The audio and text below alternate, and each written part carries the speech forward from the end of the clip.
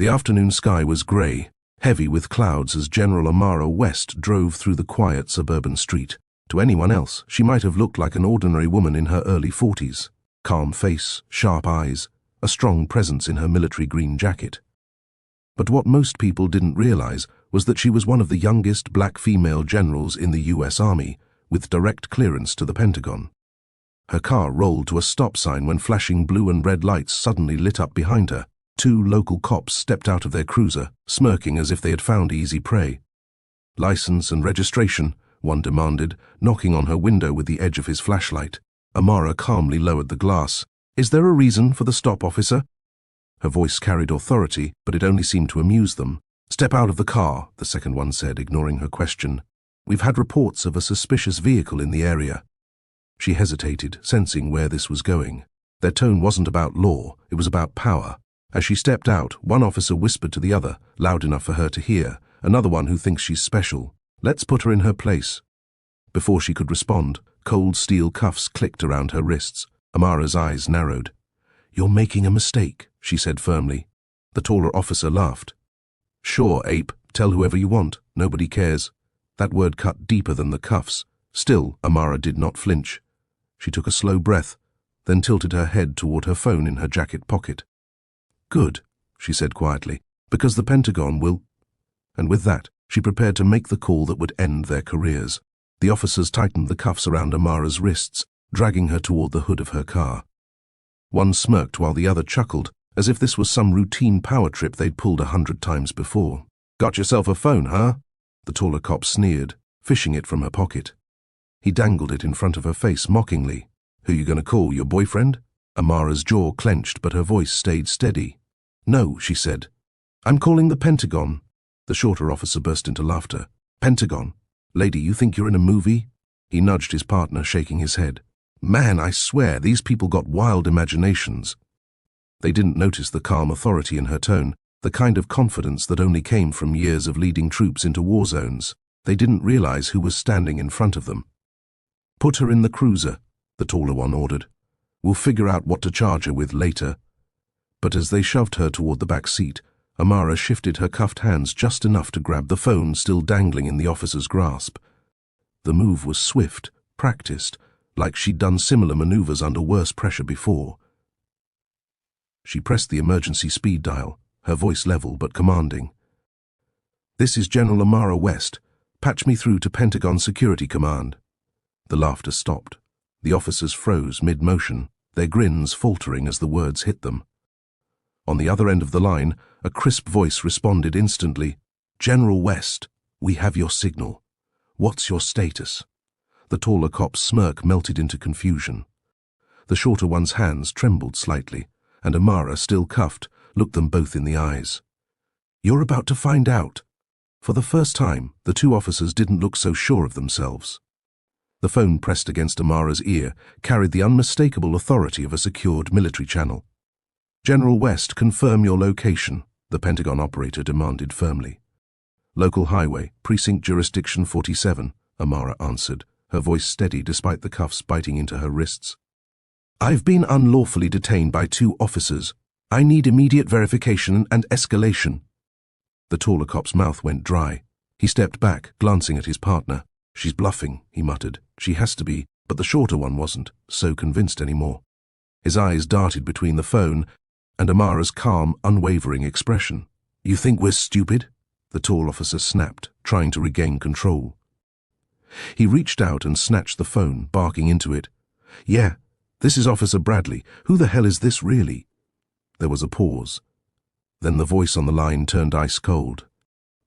"This is Colonel Jacobs, United States Pentagon Security Command. Identify yourself again, officer." The blood drained from Bradley's face. His grip loosened, and Amara quickly took the phone back. She didn't need to say a word. The colonel's tone had already shattered their arrogance. "You have illegally detained a U.S. Army general with high-level clearance," Jacobs continued. "Release her immediately or face federal charges." The shorter officer swallowed hard, his hands trembling. "Bradley, maybe we should—" "Shut up!" Bradley barked, though his voice cracked. Sweat formed on his temple. Amara held her head high, her calmness now heavier than their authority. "This is your last chance," she told them, her voice cutting through the tension like steel. "Take off these cuffs, or watch your careers end today." The silence that followed was deafening. The officers hesitated, caught in a battle between pride and fear. Bradley's jaw tightened, his ego refusing to bow even as the Pentagon's authority weighed down on him. "You think some voice on the phone scares me?" he said, forcing a laugh that sounded hollow. "You're just making this worse for yourself." But Amara didn't flinch. She simply spoke into the phone, clear and steady. "Colonel Jacobs, they're refusing compliance. Send the response team." "Copy that, General," the colonel's voice replied. "Stay calm. Units en route. ETA 5 minutes. The shorter officer blanched. "Bradley, Pentagon units? 5 minutes?" His voice cracked, panic leaking through. "Don't buy into this nonsense," Bradley growled, but his confidence was unraveling. His eyes darted nervously at Amara, who stood cuffed yet unbroken, her presence filling the air like a storm about to break. Then, in the distance, came the low rumble of engines. Not the hum of a police car, but the synchronized thunder of military-grade vehicles. The sound grew louder. Closer. Flashing headlights tore through the street as black SUVs and armored transports rolled up, surrounding the scene with swift precision.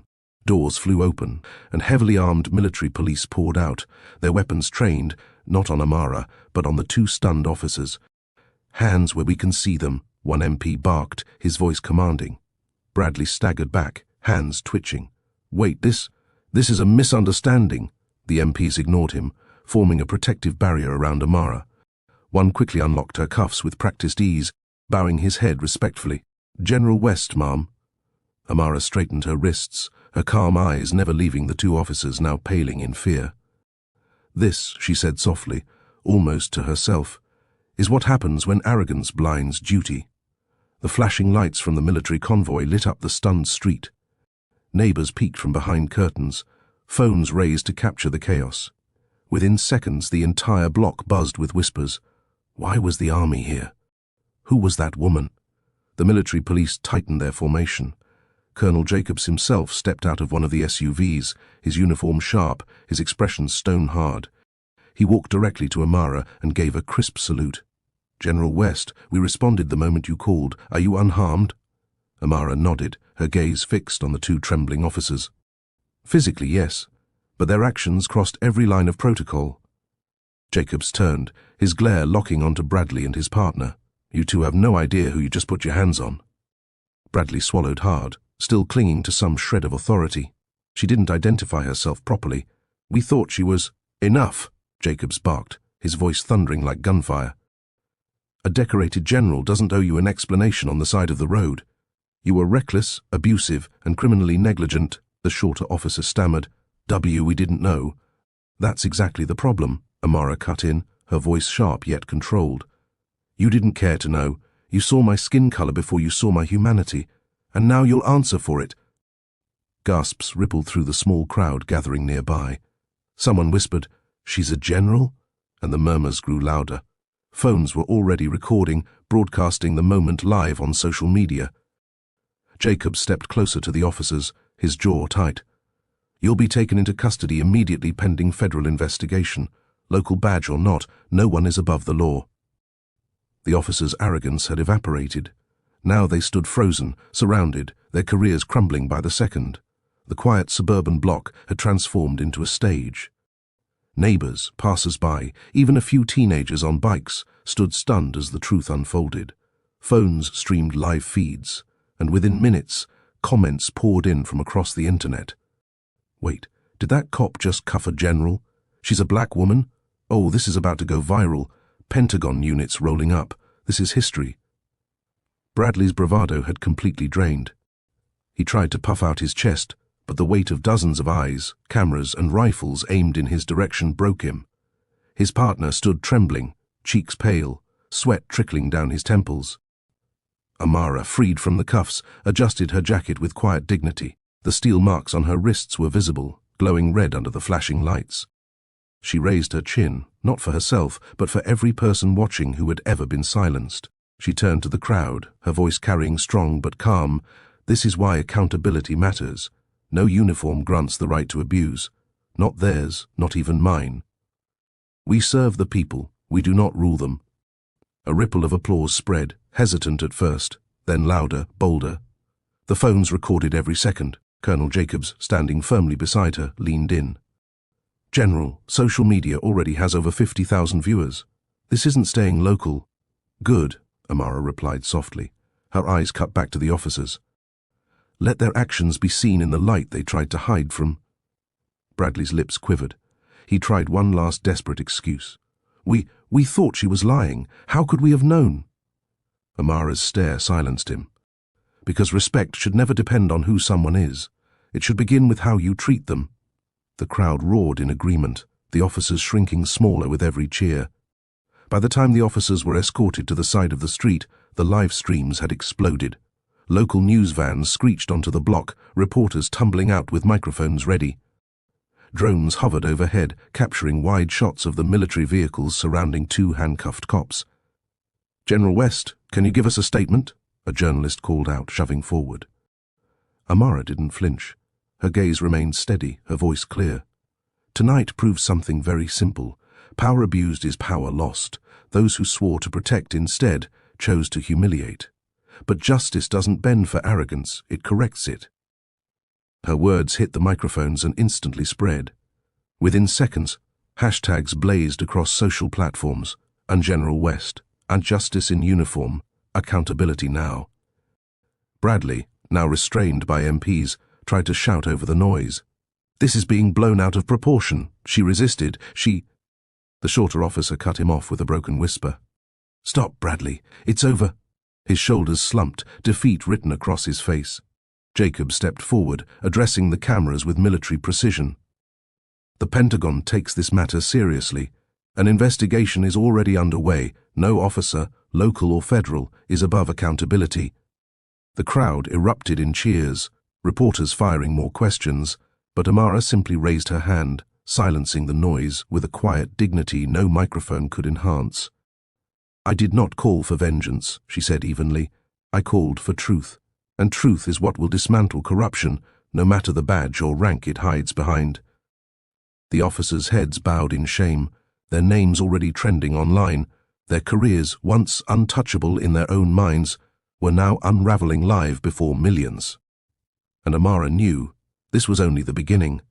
Within hours, the footage from the neighborhood had spread across the nation. News anchors replayed the clip of Amara's calm declaration while the image of two officers surrounded by military police flashed across every screen. The mayor of the city released a hasty statement.